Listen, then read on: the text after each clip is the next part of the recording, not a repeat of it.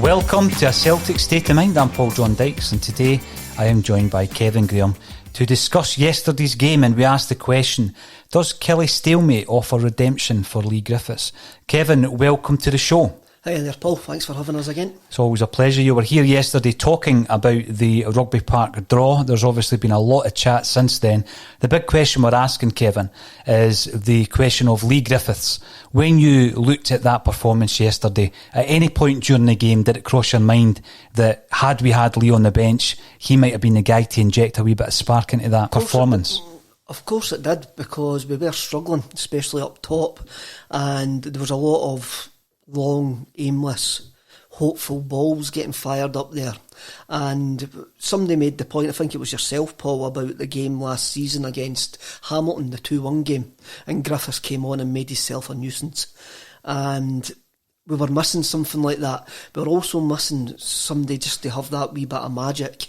And you needed somebody on that park who could have generated that little bit of magic, and Griffiths can do that. And we had guys like Cham as well. Eddie can actually produce that bit of magic. We're not 100% sure about Kamala yet, but having another player on that pitch who could produce something out of the ordinary and just make the point into 3 points would have been really, really helpful to come onto the pitch. You're absolutely right. I mean, you're talking about a wee bit of magic at Rugby Park, and you think back to Tommy Rogic, someone who we spoke about in some depth yesterday, Kevin. You also think about Nakamura, Samaras, DeCanio. We've seen it. Sometimes it needs that bit of individual brilliance just to turn that game on its head. That's what we were looking for yesterday. Definitely, and the longer the game went on, the more and more you were either looking for a bit of magic or for it to come for a set play. But we didn't create that many corners. The week before against Hamilton, how many chances did Big Julian have from corner kicks? And yesterday he didn't really get that opportunity. Mm-hmm. We didn't get that opportunity because we never created nothing. We never created. For the amount of possession that we had to create more. And at the end of the day, we maybe have to have a look at it. At not one point did we really think that we were going to lose the game. We never looked like losing that game, but we didn't look like winning it either. And this is where Griffiths could have made a difference. The reason that we're asking that question is, for me anyway, was Neil Lennon's comments after the game. Yes. Where he says he didn't see it as a big deal and it'll be sorted out. He sort of panned it off as an HR issue. Rather than a football issue. So I'm wondering if Griffiths might come back into the fold for the game against St Mirren now, especially on the bench. Well, that's interesting. We will discuss our thoughts about the game on Wednesday. So Leigh Griffiths, when you listen to what Neil Lennon said yesterday, he's played it down. I think that's something that we fully support in relation to keep it in-house, Kevin. He might be very annoyed at Leigh, but keep it in-house, and if you're going to give him a rollicking, do that behind closed doors. And obviously Neil Lennon has taken that decision. Do you think the calf strain was, as we maybe suggested yesterday, just a way of getting Leigh out of the picture for that particular game? It certainly looks that way. It's the same with the he's no fit enough, the pre-season comments. I mean, everybody thought he was done after those comments by Neil Lennon. Mm-hmm. Neil Lennon came out publicly and slaughtered him. Then you got a decent half hour against Hibs from him. Then the next thing you know, this story's about to blow about him throwing the party for his girlfriend, and he has a calf strain. Mm-hmm. I know. I mean, we do love Leigh Griffiths to bits. I think when you draw at Rugby Park and there's a lack of creativity, it makes you kind of think about Leigh Griffiths as being the guy who would be the messiah that day. It's not a case, Kevin, of a player becoming a better player because they're not in the team. I mean, the example you used there, the Hamilton example of last season, was a perfect example. That's what Leigh Griffiths can do. He can turn a game on its head. And sometimes it's the anger and the frustration within that makes him play like that, because he feels like he's got something to prove. We will talk about the St Mirren game, but let's have a wee look at some of the comments that are coming in. We are streaming live on YouTube, Facebook and Twitter, and we do welcome as many comments and interaction as possible, so keep them coming in. Thanks for all your comments. From Facebook, the question has been answered by saying, no, a player has to earn the right to play by hard work, doing as asked by the manager and not letting his teammates down. Do you think he has let his teammates down? Of course he has, but there's a dressing room dynamic here, and I mentioned this yesterday. There has to be a tolerance level up to a certain point, and if he eventually steps over that line and it starts to disrupt the harmony in the dressing room, then the manager's got to react on it. But the manager will be taking counsel of Scott Brown, Callum McGregor's, the leaders in that dressing room, and if they feel that Leigh Griffiths has got something to offer and they want him back into the fold, then the management will listen to that. I think so. You're talking about leaders, and what I would like to discuss at some stage, Kevin, is some of the comments made by Chris Commons in relation to our centre-half partnership. We'll come back to that though, and we'll only give him the kind of time of day due to the fact that he was a player previously, but he did make some comments today. We've spoken about people in the media who at some stage had a connection with Celtic, and I think Chris Commons is rapidly adding himself to that list.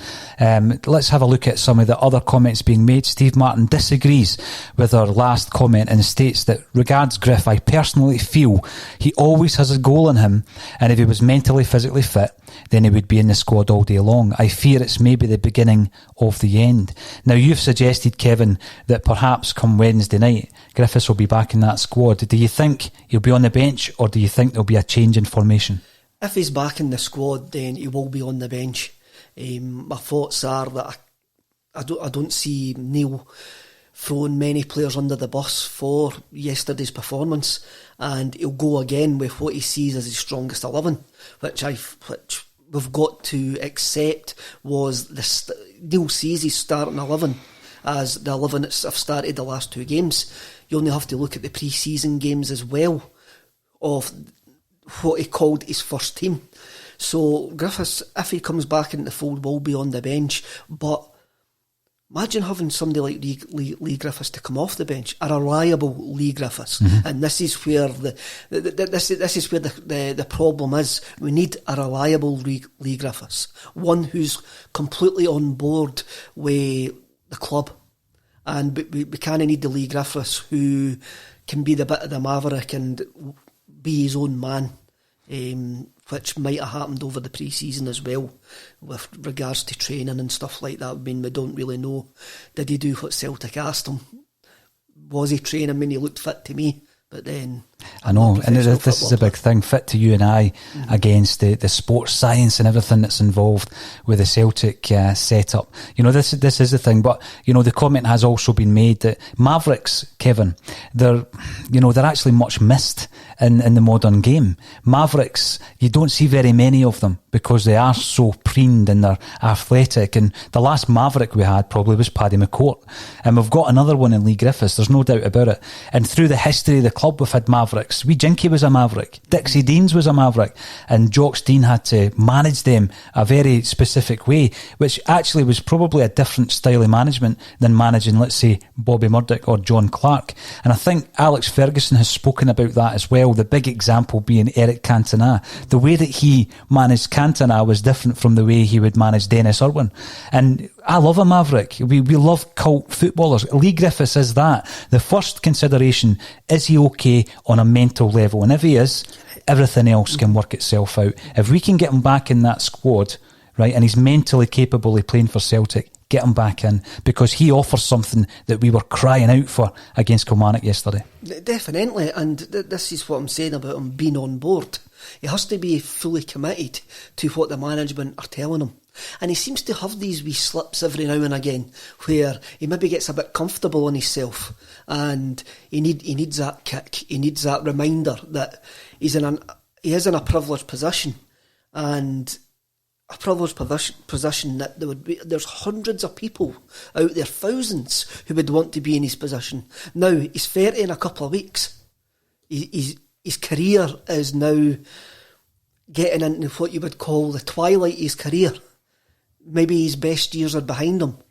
I mean, because what do they say, football players peak at 27, 26, 27? So Griffiths has got to have a look at himself. He's maybe only got 2-3 seasons left at the top level. I think you've got to look at Anthony Stokes. We used the example yesterday, Kevin. Anthony Stokes was a gifted footballer. He was a goal scorer. And for Celtic, he was an excellent player for Celtic. But it was off the field activities that has curtailed his career. I mean, he's without a club. The last team I heard that was interested in Tony Stokes was East Kilbride. No disrespect to East Kilbride. Anthony Stokes should be playing on a much higher level than that. After his Hibs fiasco, when he fell out of favour with Neil Lennon, ironically enough, that boy's career has just fallen off the edge of a cliff.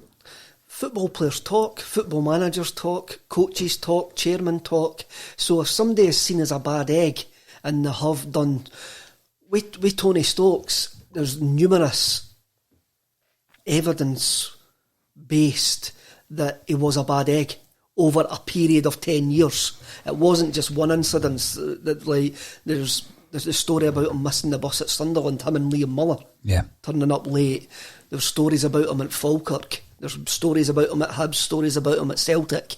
So he's always had that sort of reputation. Mm-hmm. And as you say, Tony Stokes would probably still be doing a job in the Premier League.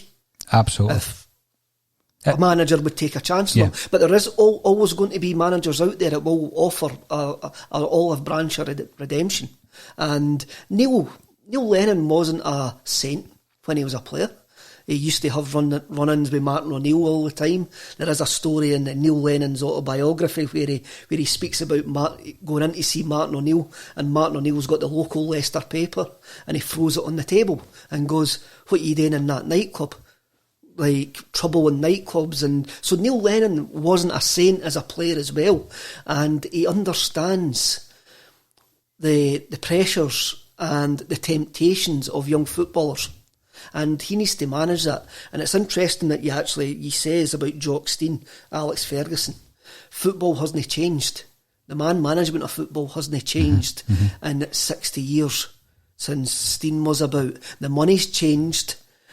The way that you need to deal with players has changed, but the characteristics haven't changed. No, you're absolutely right. Let's work our way through some more questions, but before I do so, I'm going to ask you the question: does the Killie stalemate offer a redemption for Griffiths, yes or no? Yes.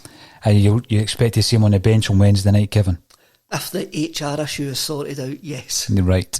Steve Martin, the centre-half problem is the bigger issue we need to cover fast. Now, this takes us back to what we were saying before. Chris Commons made some comments in relation to the centre-half partnership of Julien and Ajer. Now, Julien did not have his best half. Nope. There was a couple of occasions where he's given away the penalty and then he almost gave the boy a free run as well. Everybody is relating that performance to the performances against Lyndon Dykes last season of Livingston, particularly on the plastic pitch.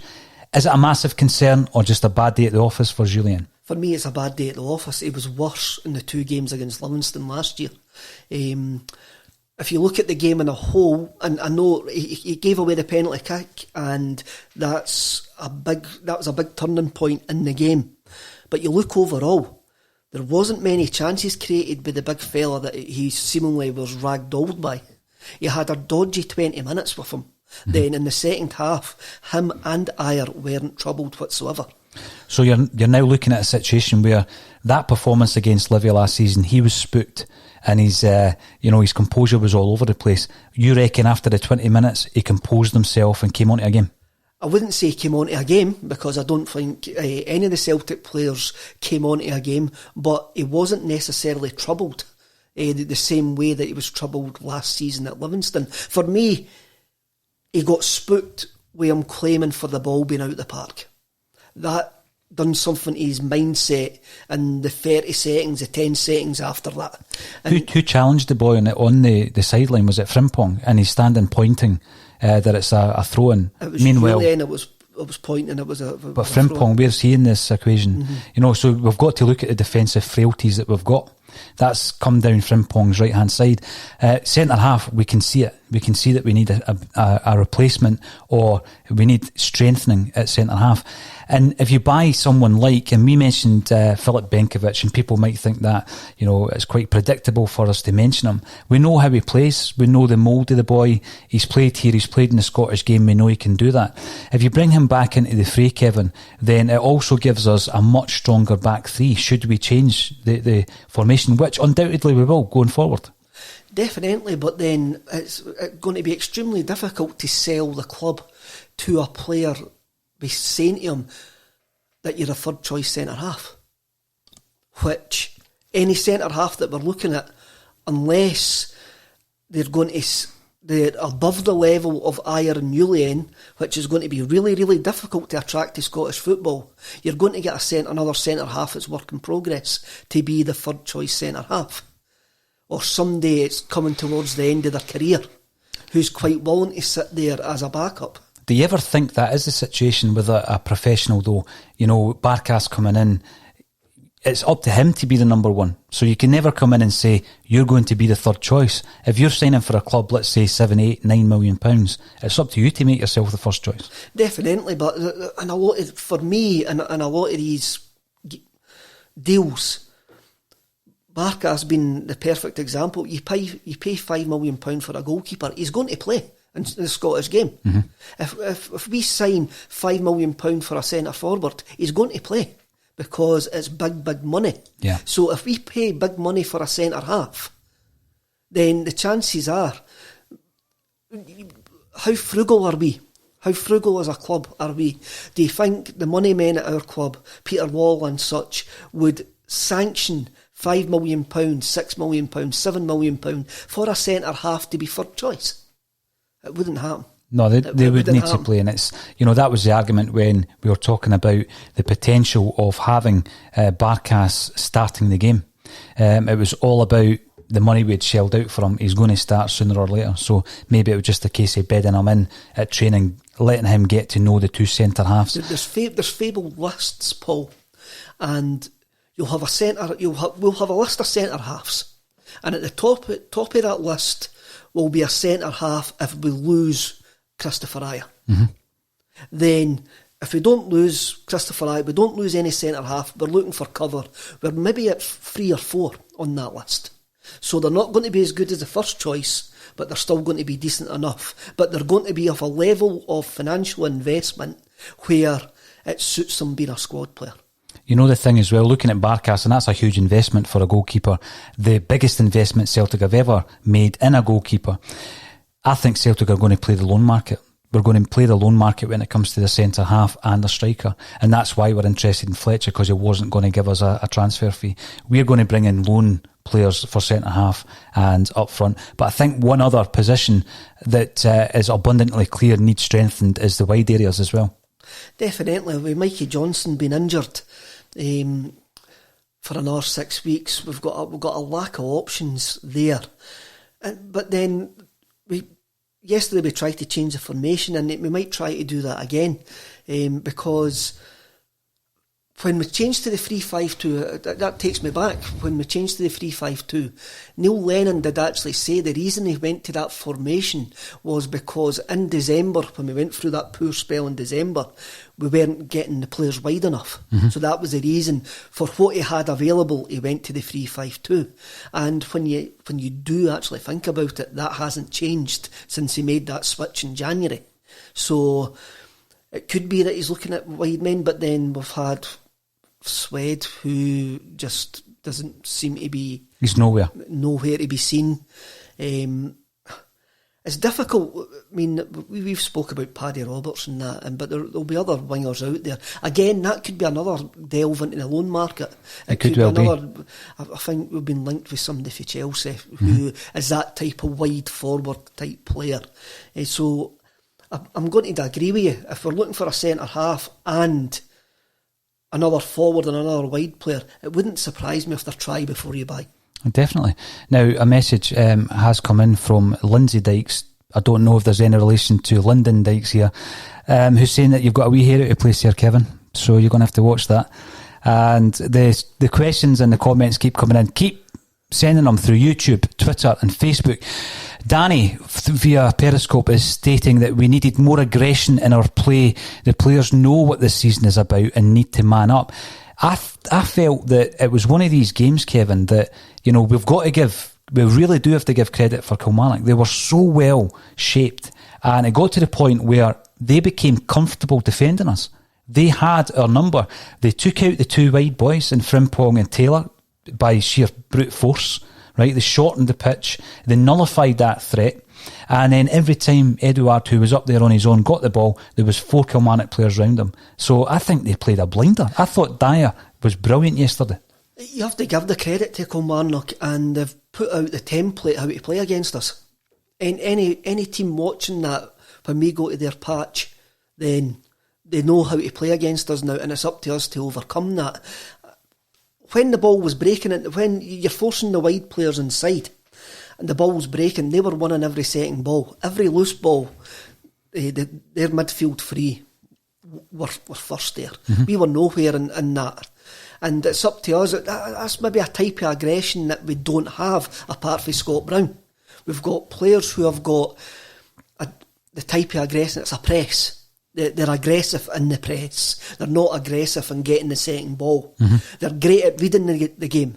The type of players where they didn't need to tackle because they know where the ball's going to break. But when it gets into that itty-bitty, a game that lacks a bit of finesse, sometimes we do lack that another Brown in there to actually put a dig in and win those second balls. But then I would rather out-football a team than for it to become a game of second balls. Well, that's what we had to do, and I think Neil Lennon took that on the chin. That was our prerogative yesterday. We were up against that wall and we had to breach it, and it was as simple as that. But that's our responsibility. It's a difficult game to play, but how many games do we play like that? I mean, Hamilton set up like that as well, but we were able to break them down. So maybe with a wider pitch, Kevin, because obviously the wide men were so pivotal against Hamilton. Then as well with Hamilton as well, you're relying sometimes on you're relying on forcing the opposition into making mistakes. Mm-hmm. And if you're not moving the ball quick enough, or if one of your better players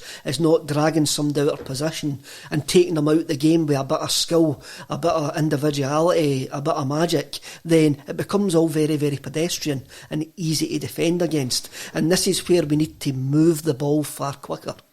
But purposefully quicker, not just the long aimless balls which we ended up doing for the last 20 odd minutes yesterday. We did. Gary Doonan, thank you very much for joining us again, Gary, via Facebook. And he's mentioning that we had a few hard ones in the past at Killie, even with stars like Henrik Naka, Robbie Keane, remember his hat-trick performance at Rugby Park in the team. It's only one game, guys. I totally agree with you. I'm not getting too excited about the 1-1. And like you said yesterday, Kevin, after doing the match day, we did a podcast, and you can catch both of them on YouTube and all the other channels, Spreaker, iTunes, etc. I didn't look at my Twitter after that. I didn't look at my social media because I'd already analysed the game so much and in so much depth yesterday. I had seen it for what it was, and we just move on to Wednesday night now. With regards to some of the comments made by Chris Commons today, what's your thoughts on Commons joining that not illustrious club of ex-Celts who are quite keen to stick the boot in? They appeared in a certain paper, which shows a complete disregard and respect for football fans, and it's always done. For humanity. For working class areas as well. It's obviously ghost written. Is it his opinion? It's a clickbait opinion to get people to have a look at their website. And get guys like you and I to discuss it. And get guys like me and you to discuss it. Does it bear scrutiny when you look at it? Well, obviously, if he's gone past the last 20 years, obviously, Julian and Christopher Ayer are not Virgil van Dijk, are not Bobo Baldy, are not Johan Myalby. That goes without saying. There's no any centre-halves in the world are Virgil van Dijk. If Commons is talking about a team that he played in, Jason Denayer as well. There's no many who's playing for Leon now. But out of all those centre halves, he's talking about Christopher Ajer. Christopher Ajer's going to move for a lot of money. Yes, he is. And there's a lot of scouts out there looking at Christopher Ajer. So for him to come away with that sort of throwaway comment is just sensationalist nonsense. It is, and you're talking about the teams that he played in. You know, does he mention the team that he played in against Molde when he threw the toys at the pram? My respect levels for Commons disappeared that night. So the comments he's making in the paper, he's just, playing the game. He's playing the game of a pundit in Scottish football. And to be quite honest with you, what he's saying bears absolutely no resemblance to fact. You know, and he is just saying it so that guys like you and I will discuss it. So let's stop discussing him and move on. Definitely. We've got Jamie Mack, 62, who is commenting on Periscope, and he says, "We Leigh can't be relied on, PJ, 2 strikers required." Well, I think we will see the arrival of at least one, and I think from the names mentioned, Kevin, Ajeti seems to be the big name, if you like, or the high-profile striker. He's a guy who scored a lot of goals for Basel. He looked like a sensational signing at the time for West Ham. It hasn't worked out. I've likened his move to English football as being very similar to El Yunusi. And other than yesterday, I think El Yunusi's shown that the guy's quality. I think if we bring in Ajeti on a loan deal, he is the answer to the striker issues. I still want Griffiths to be pushing for a place, though. Definitely. And you mentioned Ajeti, and that's the market we're in. That we're looking at these smaller leagues in Europe, and before the players have had 6 months, a year of being absolutely fantastic in that league, before they've played 50 or 60 games, then we have to get them.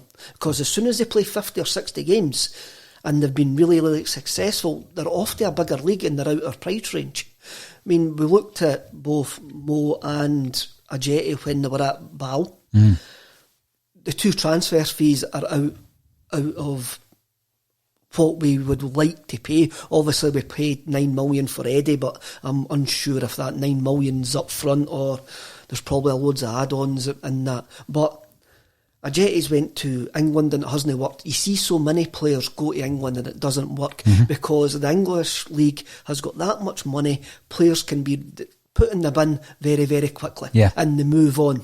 So Celtic have to rake the recycling bins to see players who they've identified with talent, with developmental opportunities, and are still young enough that meet our criteria. And it looks like the Ajeti meets that. And I haven't seen much of him, I must admit, but he seems to be the rumour that won't go away. Well, let's hope he doesn't go away and he comes up and signs, even on a loan deal at the moment. Kevin, we need reinforcements. That much is pretty clear. Jamie Devlin, hail, hail. And a hail, hail back to you. Jamie, keep the comments coming in. Gary Doonan had some real hard games during the treble years. Yeah, we have. We've had some really tough games down at Rugby Park.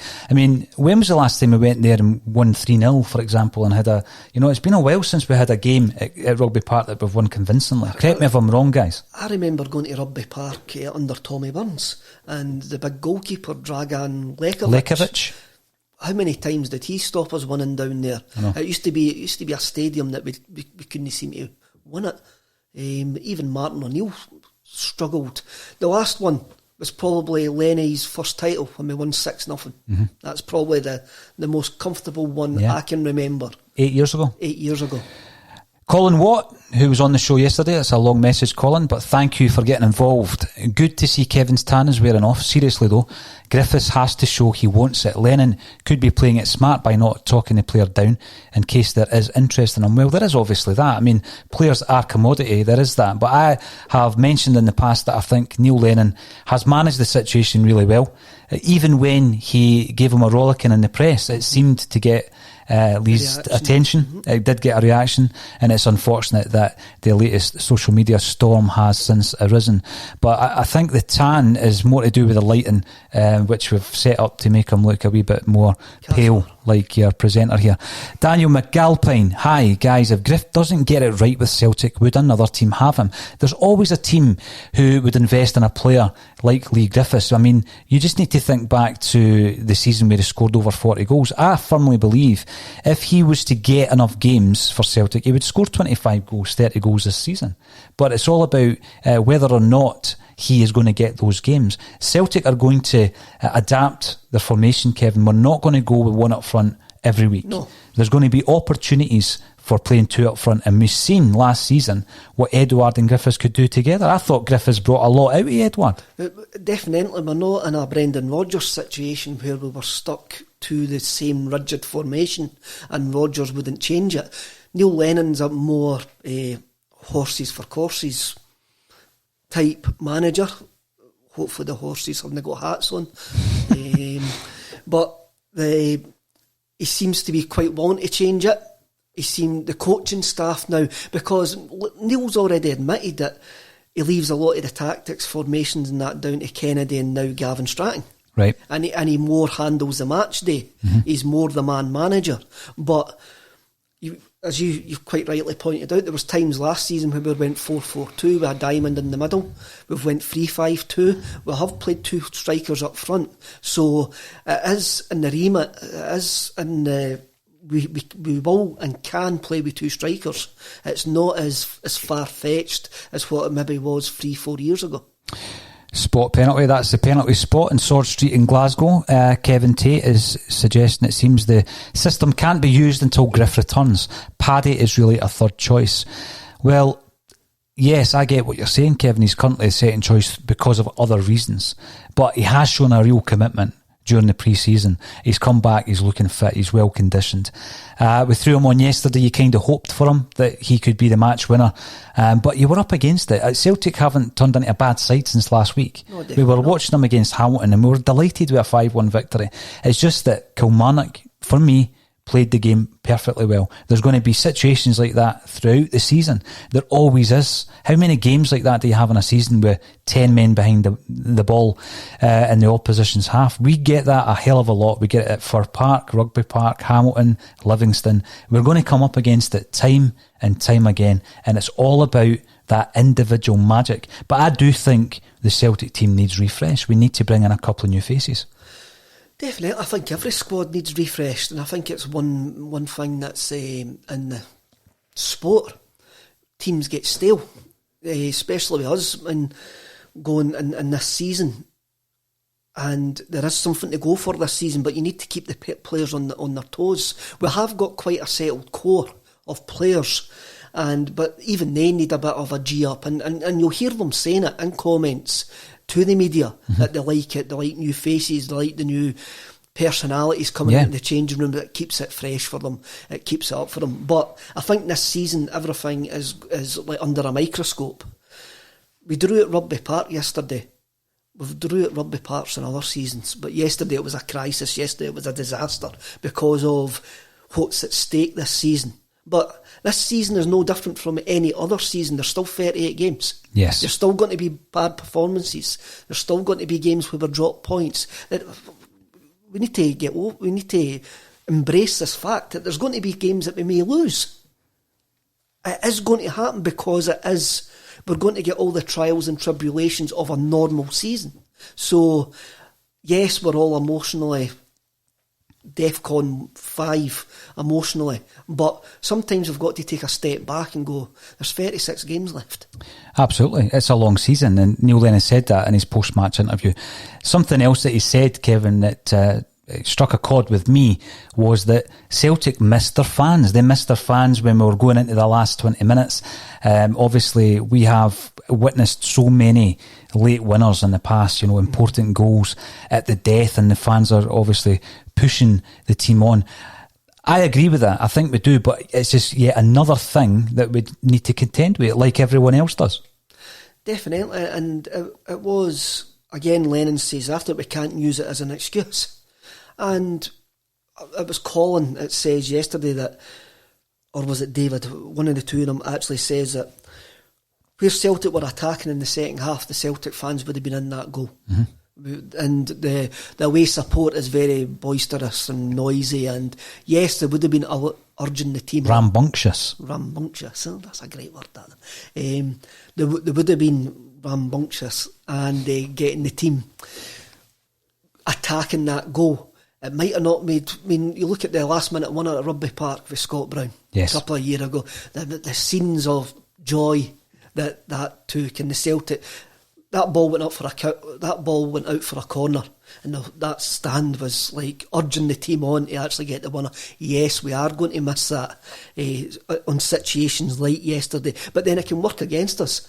I reckon it worked against us at Copenhagen, at the game at home, when we got ourselves back into the game and the crowd were roaring the team on, and we got emotionally caught up in that, rather than just seeing the game out to extra time and taking it to extra time. We tried to play a World Cup ball. We tried to play a ball that was never on. The box office ball, the Hollywood pass, as Brian McClare described it when talking about David Beckham. And we've got loads of questions coming through. Thank you all for tuning in to our bulletin. We'll be doing this as where possible on a daily basis, and we'll be discussing and engaging with everyone who joins us on YouTube and on Facebook and Twitter.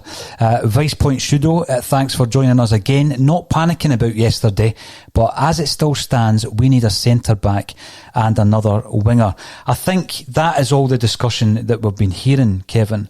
We're looking for a centre back, we're looking for a centre forward, and we would like someone on the wing. Now, Mikey Johnson is probably about 5 weeks from coming back.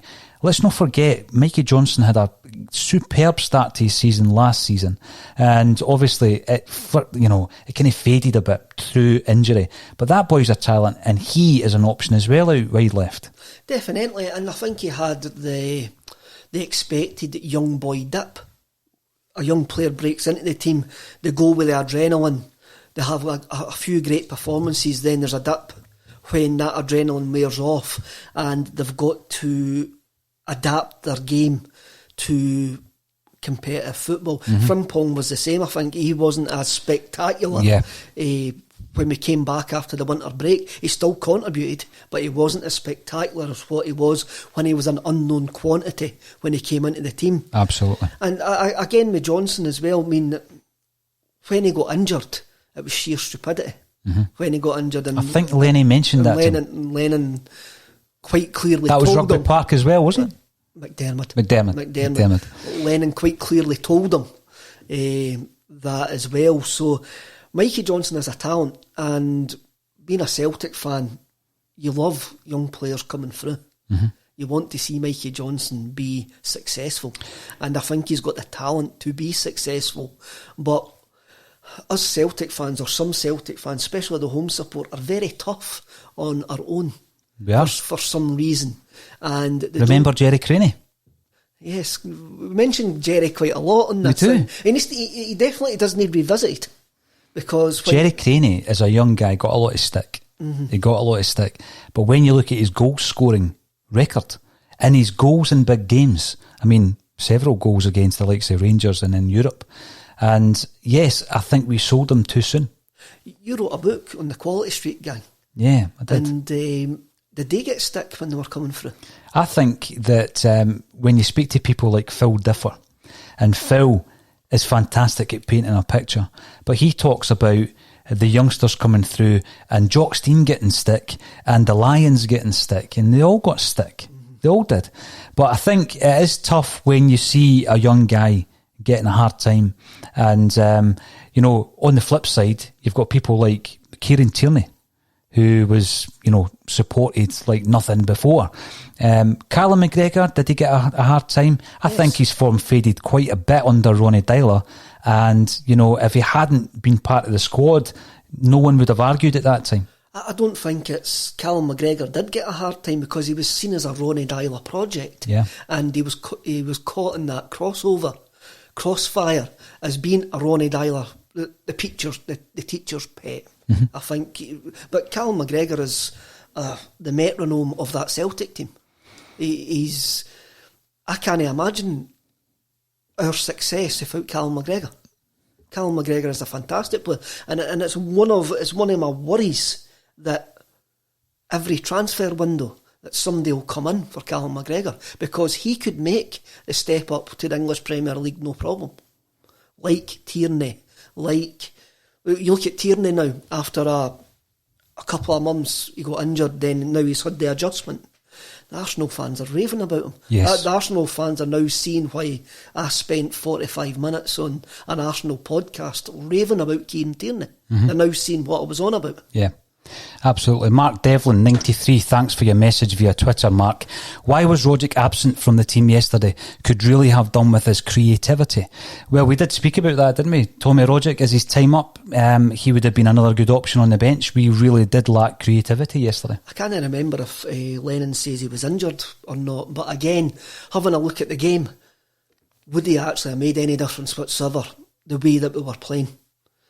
He might have came up with that bit of magic, but we all wanted the change of formation when we got it. Maybe some would say we should have had it slightly earlier. The change of formation made no difference to the way that we were playing, the lack of creativity that we had. So sometimes you've just got to mark it down as a bad day. It certainly was a bad day. Colin Watt points out, it was a shame about the result, but delighted you managed to get to watch the game in South Africa. Daniel McAlpine. Daniel was joining us for the match day Celtic State of Mind coverage. Jamie Mack, 62, CJ and KA are footballers. We need a big strong defender at centre half to complement them. Well, I think we had a big strong defender in Simunovic, but for other reasons we've let him go, and I think it was the right decision. But Benkovic for me would be the big strong defender at the back. Is there such a thing as a big strong defender in football now? Football's game, it's almost non-physical. The best centre halves in the game read the game. They don't need to tackle. You look at Van Dijk, and I know Van Dijk is a one-off, but you look at centre halves all over Europe, they get bullied because the physical nature of the game is not there anymore. For me anyway, that's the way I look at it. I've seen some centre halves, especially in European football, who go for 50, 60 million pounds, and you look at them and you go, why? It's because they make the least mistakes.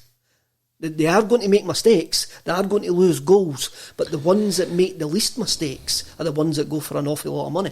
Well, Gary Doonan makes that point. All top centre-backs we've had have made mistakes. Paul Elliott, Mark Reaper, Johan Mjalby, and even Virgil van Dijk, absolutely.